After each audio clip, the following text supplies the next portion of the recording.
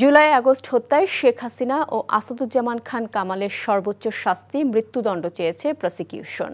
আজ ৩ জনের বিরুদ্ধে যুক্তিতর্ক উপস্থাপন শেষ করে এই আবেদন করে প্রসিকিউশন। যুক্তিতর্ক উপস্থাপনকালে চিফ প্রসিকিউটর বলেন, শেখ হাসিনা ছিল অপরাধের নিউক্লিয়াস। তিনি সকল অপরাধীদের প্রাণভোমরা ছিলেন। তাই ১৪০০ জনকে হত্যার দায়ে তার ১৪০০ বার ফাঁসি হওয়া দরকার। কিন্তু বাস্তবে সেটা সম্ভব নয়। অন্তত একবার ফাঁসি দেয়াই হবে যুক্তিযুক্ত। তবে অপর আসামি ও রাজসাক্ষীর সাবেক আইজিপি চৌধুরী আবদুল্লাহ আল মামুনের সাজার বিষয়ে ট্রাইব্যুনাল সিদ্ধান্ত নেবে বলেও তিনি জানান। এ মামলায় সোমবার আসামিপক্ষ তাদের যুক্তি উপস্থাপন করবে। এ বিষয়ে আরও জানতে সরাসরি যাচ্ছি আন্তর্জাতিক অপরাধ ট্রাইব্যুনালে। সেখানে আছেন আমাদের স্পেশাল করেসপন্ডেন্ট হাসান জাবেদ। জাবেদ, প্রসিকিউশনের পক্ষ থেকে আদালতে আর কি বলা হয়েছে?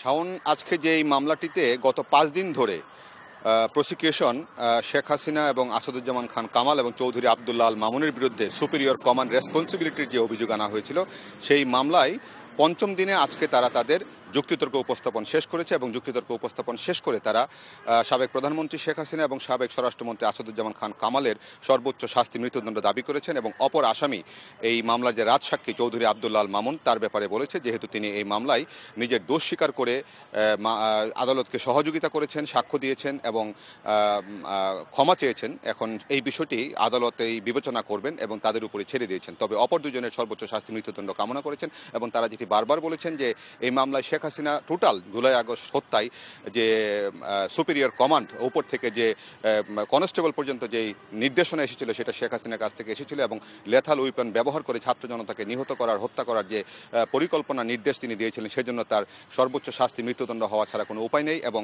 এটা না হলে আগামী প্রজন্ম এবং যাদের রক্তের উপর দিয়ে আগামীতে রাজনীতি করবেন যারা আসবেন, তারা শিক্ষা পাবেন না এবং তাদের জন্য একটি দৃষ্টান্ত হয়ে দাঁড়াবে যাতে ভবিষ্যতে কেউ এই ধরনের ফেসিস্ট কার্যক্রম এবং দমন পীড়নে আর ভূমিকা রাখতে না পারে। এবং তিনি আরও যেটি বলেছেন যে শেখ হাসিনা নিহত আহতদের ক্ষতিপূরণও চেয়েছেন কিন্তু তিনি সর্বশেষ, এবং বলেছেন যারা এই মামলায় অভিযুক্ত হবে এবং যারা এই হত্যাকাণ্ডে জড়িত তাদের সম্পদ বাজেয়াপ্ত করে যারা নিহত হয়েছে এবং আহত হয়েছে তাদের পরিবারের পক্ষে এই সম্পদগুলি দেওয়ার জন্য যাতে তারা সুন্দরভাবে পরিচালনা করতে পারে, নিজের জীবন চালাতে পারে।